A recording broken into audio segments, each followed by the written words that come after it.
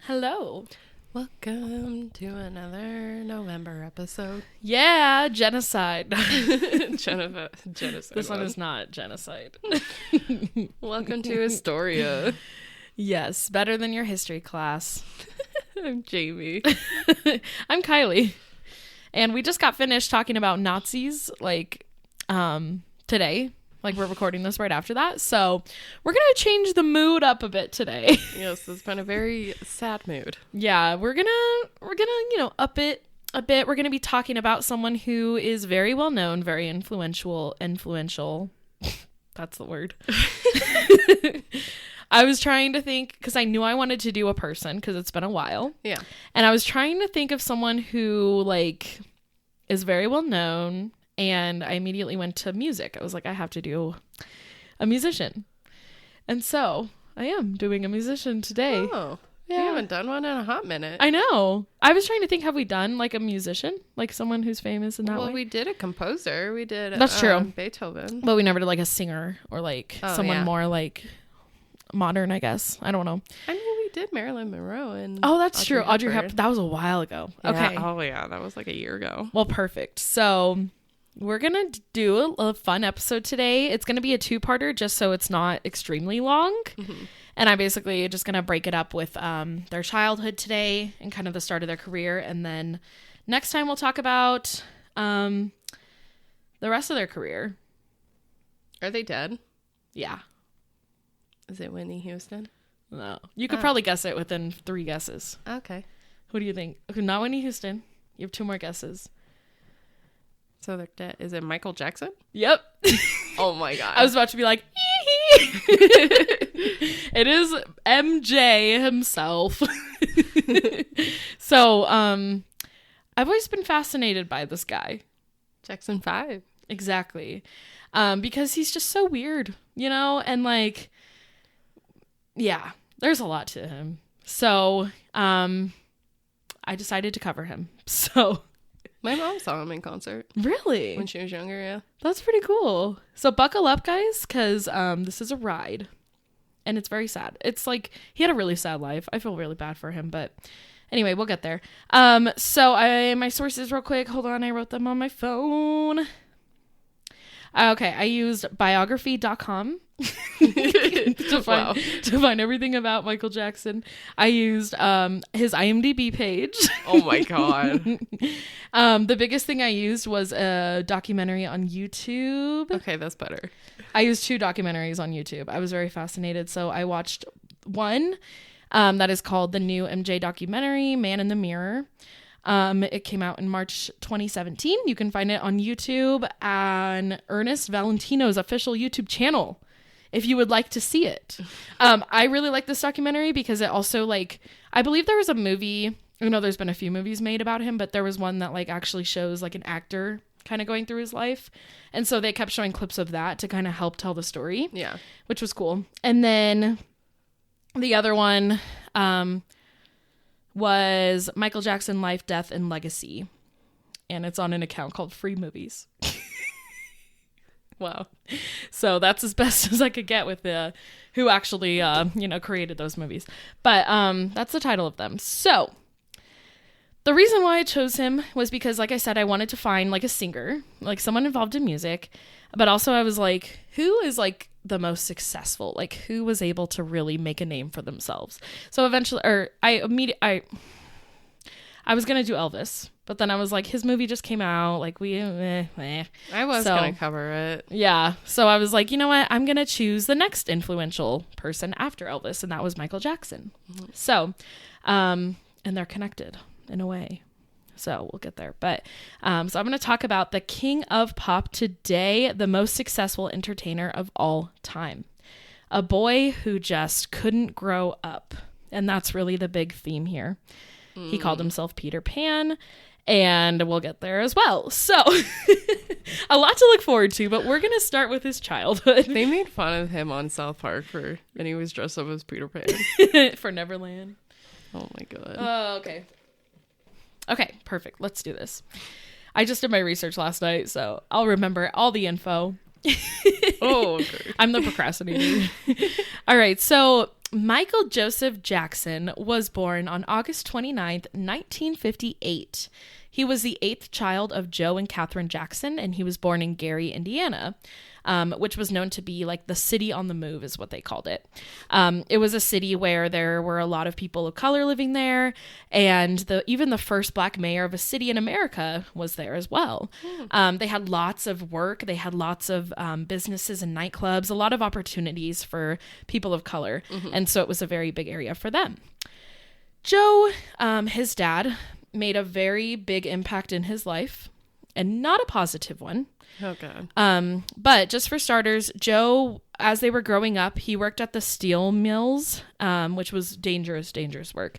And he knew that he wanted a change. He didn't want to work there forever. They had a small 2-bedroom house for all 10 children that they had. Oh, my God. So just so you kind of know all of the siblings, I'm going to tell you their name and then what year they're born. And some of them, of course, are in the Jackson 5. Others you might heard of, like, his wonderful sister Janet. Okay. So we had Robbie. Why did I write Rebby? I don't think that's right. Okay, we had Robbie in 1950, Jackie in 1951, Tito in 1953, Jermaine in 1954, Latoya in 1956, Marlon in 1957, Brandon in 1957, Michael in 1958, Janet in 1966. Oh, wow. She's young. And then Giovanni in 1974. Dang. So some of them were born like right after the others. The last 3 kind of were spread out. They are all alive today except for Michael and Brandon. Brandon was a twin of Marlon. Unfortunately, he died during birth. So technically there were only 9 kids, but they did have 10.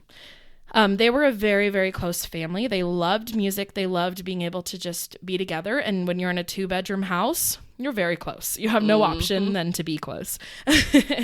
But there was always a lingering worry in the parents' mind of how their kids would end up, especially in the time of racial tension.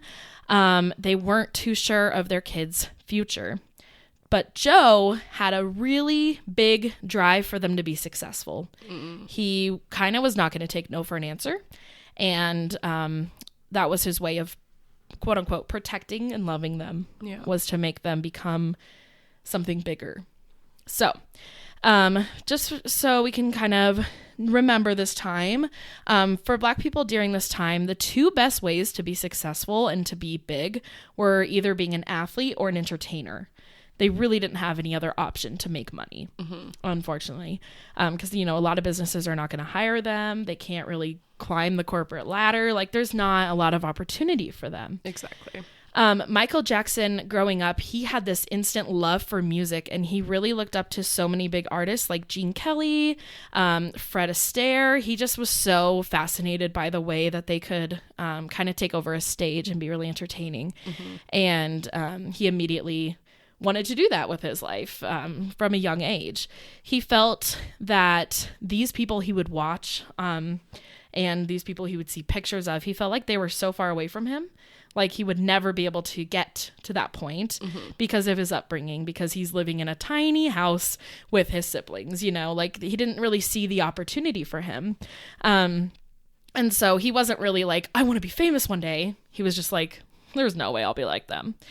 Another big thing that caused tension in the house later on is that they were Jehovah's Witnesses. So what? Yeah. So his mom actually brought this idea to the family. I don't think Joe was until he got married to her, but they were very religious and they stayed to themselves. They were known to be a really weird family. Like people didn't really talk to them or hang out with them because they didn't really like get close to people.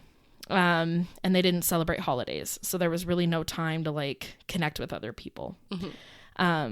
And their mom was known to be really sweet and kind. They just knew that she was like, religious, and it was hard to invite her over if they knew that she would be like not willing to participate in different things. So she had a good reputation. And she was always known to be like that gentle spirit, that really great mom, from the people that did know her. Mm-hmm. Joe and Catherine, before they got married, they would actually sing together. And that's kind of how they connected and fell in love. Joe was in a group called the Falcons, where he was a lead singer in that. So that also inspired him to like music for the rest of his life. The kids were raised listening to music and learning how to sing and dance from both parents. So music was a very big part of their childhood.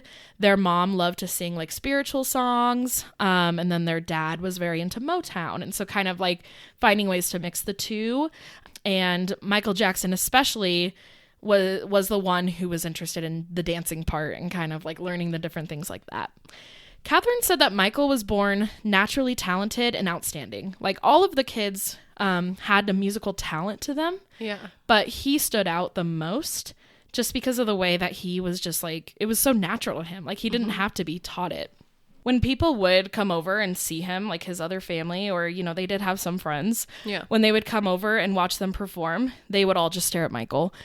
They called him like the angel. Like he was just very angelic in the way that he sang and performed, and really captivated the eyes of everyone. Mm-hmm. So because Gary, Indiana was such a big place for people of color, and a lot of them were getting involved in Motown, mm-hmm. they decided to have a lot of like talent shows around the town. So they would have a competition of some sort every year where like the best of the best had to be there because there were so many options, like so many people who tried to. It was very competitive to get in. So this was known to be like something big of the town. Yeah. Since they were on the move, they wanted to create stars basically. So when Michael was 5 years old, he formed a group with his older brothers, Tito, Jackie, Jermaine, and Marlon. And of course, this was called Jackson 5. Hey. Yeah. As soon as they came up with this idea, which was Joe's, by the way, their dad put extreme pressure on them to work hard because he knew that if they didn't, they wouldn't make it because there's just such a big competition. Of course. So he's like, we have to be the best of the best. Like, there's no option. You don't get to mess around. You don't get to be like, okay, like we have to be the best. So of course he's the one who really like was their manager and kind of led them through all their shows and everything. So to start off, when they first kind of created their group, every Friday night there was an amateur night at a high school that a lot of people would go to. And every single Friday, there would be a winner. So it would be like whoever was the most impressive. People would vote. Okay. The Jacksons won almost every weekend. So they were starting to get their name out just in the town. And people were very like impressed by them. Word got around about Jackson 5. It was starting to spread a little bit. And then eventually, because they live close to Chicago, they started getting jobs there. So more in like the city area. They were pretty young too. Yeah. I think his older brothers were like, I think the oldest at this time was like 14. Mm-hmm. So yeah, he was significantly younger, mm-hmm. but like they were all pretty young at this time. By the time Michael was 6, they were turning pro. Like they were already getting a lot of bookings and so young. Yeah. And so of course, you know, Joe didn't let them rest. Joe was just like, we have to accept any opportunity that we can find. So let's keep it going. Michael always stole the show as the youngest because everyone's like, oh, he's so cute and little. Mm-hmm. But also he had a talent that was just like remarkable for being such a young kid. So Michael at that point, he was like, oh, yeah, I want this. I want to be a star. Like I would definitely want to steal the show. I think I can do this. Mm-hmm. And he also knew, like, even though he enjoyed performing, he knew it was the only way to get out of being broke and kind of living in the ghetto area. Like, so he had like a mindset of, I enjoy this, but also if I don't do this with my talent, we're going to be broke forever. Yeah. So it was kind of like, I think he always carried that pressure, obviously for the family. Especially at such a young age, too. I know. I can't imagine being 6 and being worried about like, if I can't do this, then my family's not going to make money. Yeah, like you and your family are, like you and your siblings are the financial supporters and not your parents. Right. It's like you're being put into like an adult position at the age of 6. Yeah, that is a lot to carry. Exactly. I can't even imagine. And this was, kind of all he knew. He didn't have a childhood. And it really robbed him of that. I wonder if they went to school or if they were homeschooled at that point. I'll get there a little bit. I don't talk a lot about it, but I'll get there. So Joe was determined to get them out of poverty. So because he's putting so much pressure on them, it's still not really working. A lot of times they want to just hang out and mess around. And Joe would stop them if they messed up even a little bit and yell at them. And eventually this would turn into abuse. Physical abuse, especially to Michael. He had the most pressure on him, being the star of the 5 and being the youngest. He was more, what's the word? When you're the one who is easier to attack. Vulnerable. Vulnerable, yes. So he was the most vulnerable. And so it took Michael 40 years to be able to admit the abuse. He eventually did, but he didn't tell a lot of people growing up because it was too hard to talk about. Well, it's embarrassing in a sense too for them, that feeling. Right. It's your protector is not protecting you. He doesn't love them. Yeah. And he's just using them as business. Exactly. Michael recalls hearing his mother screaming when Joe would chase them around the house, especially Michael, and he remembers his mom just saying, "Joe, you have to stop. You're going to kill him." Trying to stop it, but there wasn't really anything she could say to get him to stop. So Michael kind of used this as a game of catch, come find me. So he would run away. And he was really fast as a kid. And so Joe had a really hard time catching him. But when he finally did, it would not end well for him. Gosh. Yeah. And some friends of them even recall seeing Joe, the way that he looked at the kids.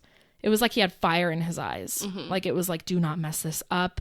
And people could really see kind of this tension between them and how scared Michael looked of his dad. So Michael's childhood was kind of like a prison. He had to work super hard or he would get abused, and he didn't have an option. Michael never forgave his father. When he eventually died, he left money in his will for everyone in his family besides Joe. So he didn't leave him a single cent. Good. And I think Joe died in 2018, but his mom's still alive. So Michael, unfortunately, never was able to grow up. He was always trying to stay in his childhood, and he was always trying to create kind of something new for himself because his childhood was ruined. That makes sense. Yeah. Well, he never had one in a sense of that. I guess being a child, if you have to immediately become an adult, you're gonna, as soon as you start to develop, you're not gonna have that, I guess, that growth of maturity. Right. It's hard to when you're only set with your siblings that are growing up with the same problem as you. And then you're not going to school to learn from other people, from teachers and stuff. It doesn't. Yeah. He's stuck in his own bubble. Yeah. Even in his 40s, when he started to kind of talk about this issue and the abuse and everything, he was known as the sad, isolated singer. By this time, he was already white, and already looked creepy. And he actually wrote a song kind of asking fans to forgive his immaturity and kind of explaining to them that he didn't have a childhood. And so this is when people, I'll get there, but this is when people found him as weird and he lost his reputation. Yeah. And he would become obsessed with children. And the big reason for this is because he couldn't become a man. It was really hard for him to find that transition if he didn't understand what it meant to be a man and if he was just never able to be a kid. So he actually wrote a song where the lyrics ask, "Have you seen my childhood?" And there's a whole music video of him just it's a very sad music video kind of showing a young black boy kind of going through what he went through. So anyway, that's just foreshadowing into the future. But back to age 6, this is when the Jackson 5 started touring. They were playing everywhere in the US already, anywhere where they could get. Michael he would go to public school for a little bit at a time, but would always be taken out to go on tours. So he never had a normal childhood, especially with that. And he wasn't really homeschooled either. So he didn't have much of an education. Yeah. He would come, I remember one of the interviews said, when he would go to his kindergarten teacher, she'd be like, "Where were you?" And he'd be like, "Oh, I was in New York City playing for a few shows." He was just it was so crazy. But he would spend every second on stage being entertaining. There was never a moment where you could look at him and he wasn't like smiling. Like he always had a smile. He did his like classic turns that he learned from other Motown stars. And then he even started like the mic drop and kind of the dramatics of that. He knew how to keep all eyes on him. And that's what he kept going for. But when we are thinking of his life outside of performing, he was terrified. One, the racial tension in the world and having to travel throughout the United States in these cities. It's scary. Yeah. They would travel through a lot of hostile territories, and America was racially segregated, and they were traveling everywhere. Michael learned to fear the outside world, and he was just terrified. Traveling at night was what they had to do, you know, after shows, and that's especially risky. You never know if, like, the KKK is there. Like, you just never know what's going to happen. And with this, they couldn't stay at, like, safe hotels. You know, they couldn't go to other restaurants, restrooms, like, you know, the segregation. So it was hard to not be in risk of your life, but also to do what you want to do. So they had to be very careful. And with this being said, with the segregation, theaters were also separated. So any moment where you wanted to go see a show, there were segregated shows. So the Black people couldn't watch the white people perform. If they went to a show where a white person was performing, they had to keep their head down. They didn't deserve the right to watch. So the Jackson 5 were performing at what were known as Black theaters, which were huge clubs that they had created. In these clubs, they wanted to kind of make it like an escape place to get away from the tension. So they had like casinos and strippers, all kinds of things. And then the Jackson 5 would perform there. So it'd be like all these like crazy adult things happening. And then children would be there. Yeah. So with that being said, Michael was exposed to sex and sexuality at a young age because of things he saw at the clubs.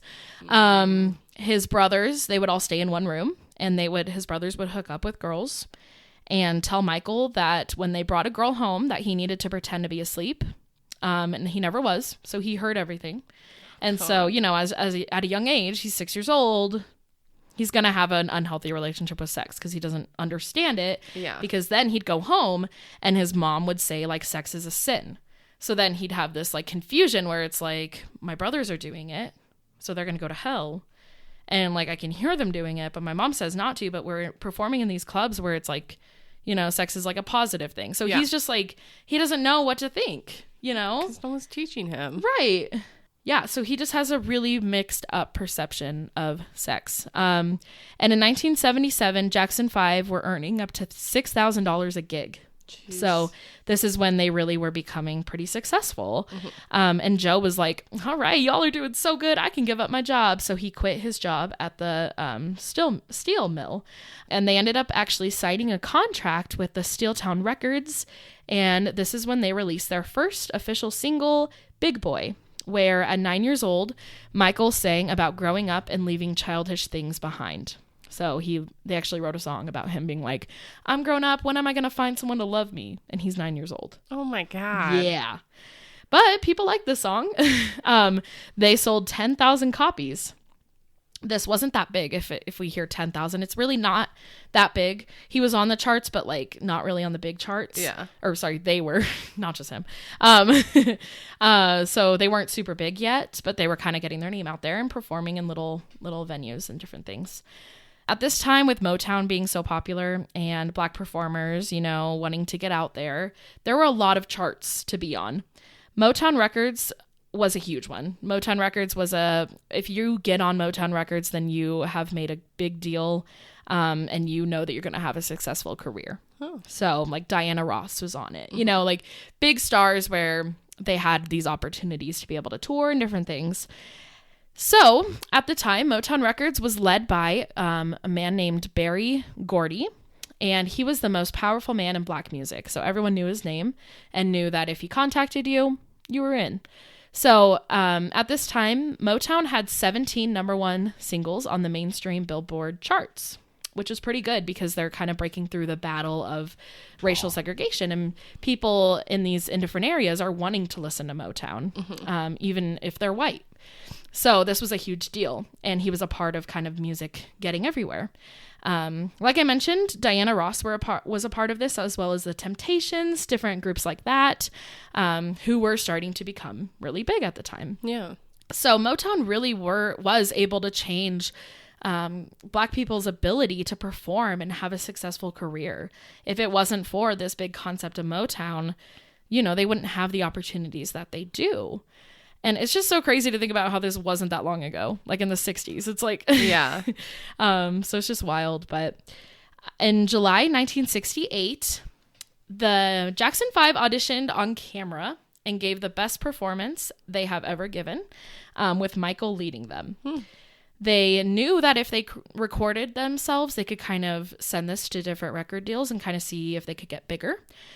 So they ended up shipping the footage to Barry, in charge of Motown Records in Los Angeles.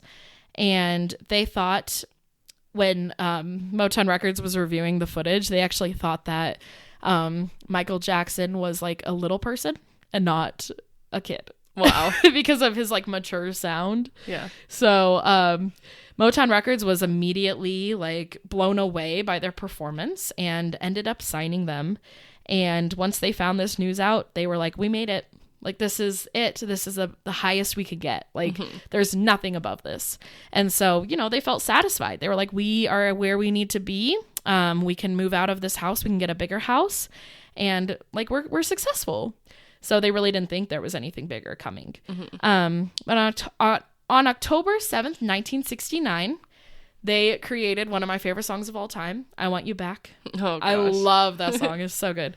And it was #1 in Motown. And it became a huge hit in mainstream charts as well. So this song really created them to kind of reach out to all of the charts. But with all of the success that was happening, they were intensely controlled by their record label. Oh, I bet. As usual, it always happens. They were told how to sing, how to behave, how to look. And Michael was taught at a young age that image is everything. Michael really didn't have a sense of reality. To him, it was just like, you're on stage, you need to entertain. He didn't really get to find himself and who he actually was. There was an interview one time where somebody was asking him at the age of 9 how old he was. And they were like, so you're 6, right? And he was like, yeah. So he just kind of went along with whatever people said because he wanted them to have the best image of him that he could get. And as a 9-year-old, you're already thinking of that. That's damaging. Yeah. By the time he was 11, this is when he became a star. Jackson 5 had 4 #1 singles and 10 million albums were sold. They even were on their own TV show for a little bit. So they were called Jackson 5, but it was always about Michael. Yep. It was like one of those situations where it's like they didn't know the other brothers' names. They really only cared about the leading boy. Makes sense. Yeah. So Michael really couldn't belong to himself. He had to belong to everyone else, and he had to go with whatever everyone else wanted. So nobody really considered what a young boy would need, especially going through puberty and kind of getting older. They were just like, he's fine. He's successful. He's happy. And that's really what they thought. So by the time he was 14 years old, he was recording singles like Rockin' Robin, but forced to still perform them with his siblings. So even though he was the one singing by himself, they still wanted all the boys up there. Yeah. Which is kind of like, I'm sure they were all just like, okay, why are we here? But they also knew it was important to their dad to stay as Jackson 5. So in real life, Michael was shy, scared, and withdrawn. It was really hard to talk to him. He was very insecure, especially when he did go to school. He didn't talk to anybody. He was so sheltered. He didn't know how to communicate, So the only time where he could feel confident was on stage. So that happens a lot with like child actors, I feel like. To where they become more reserved because they don't know how people are going to treat them like outside of their performances, especially when you've been taught for so long to be afraid of the outside world. Yeah. That it's hard to completely change it. Right. And you can't relate to anyone. Exactly. Like, what would he do? Go up to someone at recess and be like, they'd be like, what'd you do this weekend? He'd be like, oh, I just sold like 1 million copies of my album. They'd be like, okay, I played with my neighbor, like he couldn't relate to any of the other kids. So like, even if he tried to talk to them, it wouldn't work. Yeah.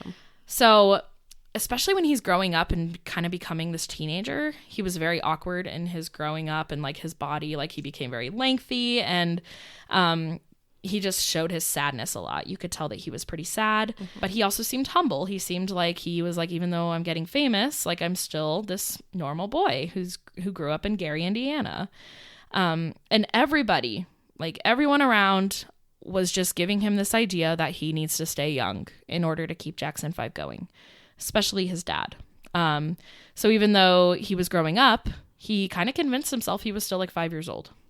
So this would become part of his adulthood. Yeah. Joe, when given the idea, did not want Michael to become a single artist at all. Like he wanted Jackson 5 to continue because he thought of it as a family business. He didn't want Michael to have his own success, basically. Because he knew that he would leave him. But Michael was kind of ready to go on his own because he knew that he was already the leader. So he was like, why can't I just kind of create my own music? So he kind of had this idea where he would do some with Jackson 5 and then some on his own. And so he actually ended up going behind his dad's back to reach out to Motown Records' rival label, Epic. And so he actually ended up meeting with them on his own. He told them that he wanted to be able to express his own creativity and to be heard. And he wanted to write and create music on his own. And they were like, yeah, that'd be awesome. Like, we would love that. And so once he actually approached the family and told them about this, they weren't very happy at first, but after they were talking, Joe agreed maybe it was time for something new because the boys were no longer boys. Like they, at this time, all of them were like in their 20s or getting older. Yeah. And so it was kind of weird. And so they couldn't be a boy band, quote unquote, because they were older. Only Jermaine was against this idea. The rest of the boys were like, yeah, I think it's time to kind of separate our ways. But Jermaine was like, no, we can't do that. Well, that's because he probably didn't know what else to do. Right. And I'm actually surprised that Joe was kind of for this idea. But I think, his focus right now is how can I make the best money? Exactly. And he didn't want Jackson 5 to just kind of fall through the cracks as new artists were coming up. So in pop music, like you have to be new and exciting. Otherwise you disappear. Exactly. So at age 18, he ended up joining Epic as a mature artist, is what he was known to be, because he's growing up, but he still acts like a child.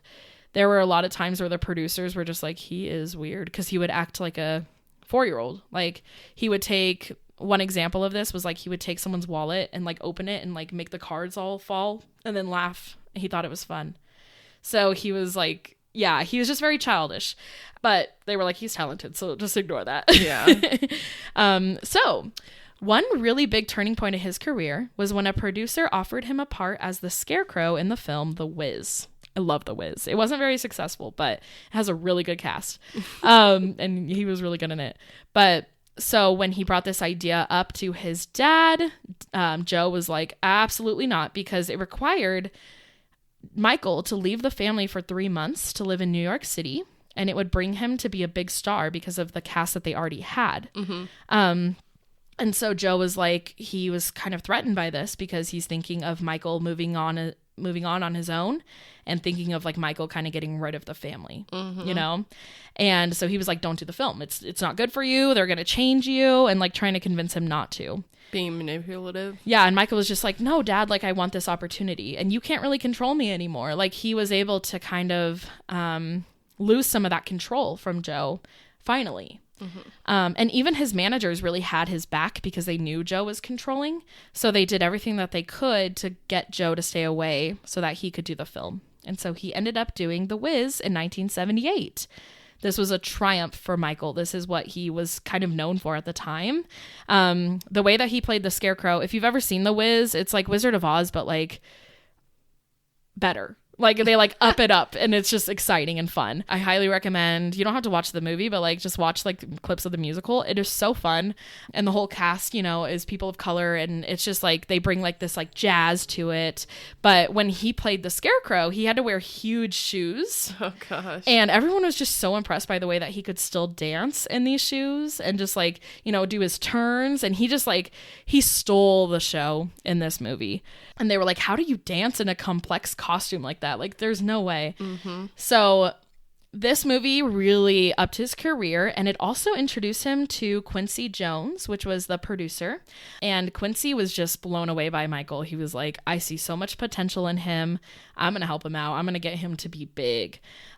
So during the time of filming, Michael was living by Central Park. And one night his friend was like, hey, let's go to the dance club. Like, you're the perfect person to go with, so let's go. So they went to Studio 54. When they pulled up to the theater, it was kind of like a red carpet was out. Like, everyone recognized him. Mm-hmm. And they were just like, oh, I can't wait. We get to dance with Michael. This is going to be so fun. And so as they were there, Michael was able to kind of let loose and have fun for the first time ever, honestly.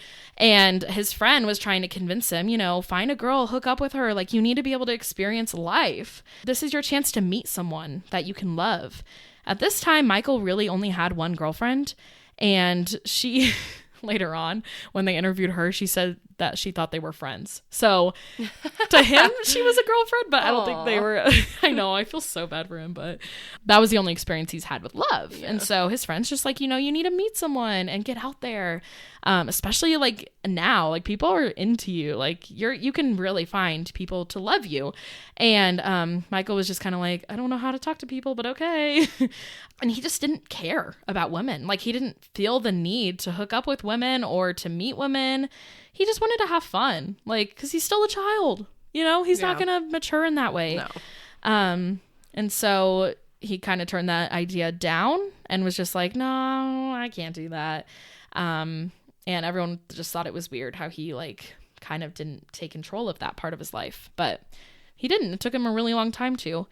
And this is where I'm going to start part 1, because he's finally slowly managing to free himself from his family. And this would lead to him kind of creating his own career.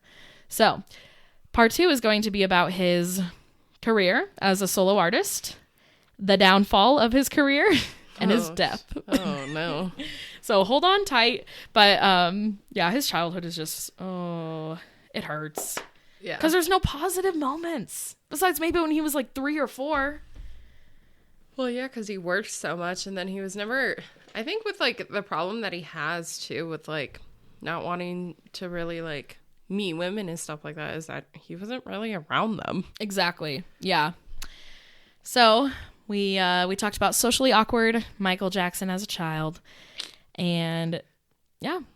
It should get interesting. Oh, it does get interesting, so stay tuned, because I know we're all wondering what happened to his face, how'd he die, all the things. So, stay tuned. Thriller. Yes, we'll get there as well. All right. Where can you find us? You can find us on Facebook, Instagram, YouTube, and TikTok at Historia the Podcast. Follow us on TikTok to go see our fun Halloween TikTok we made. And you can also email us at historiathepodcast@gmail.com. Yes. Fun ideas, questions. Yes. We have December coming up. So if you have any... Christmas ones. I don't know what I'm going to do for December. Yeah. Any holiday ideas, etc. That'd be great. Thanks. Yeah. All right. Well, we'll see you next week. Bye. Bye. We just talked at the same time.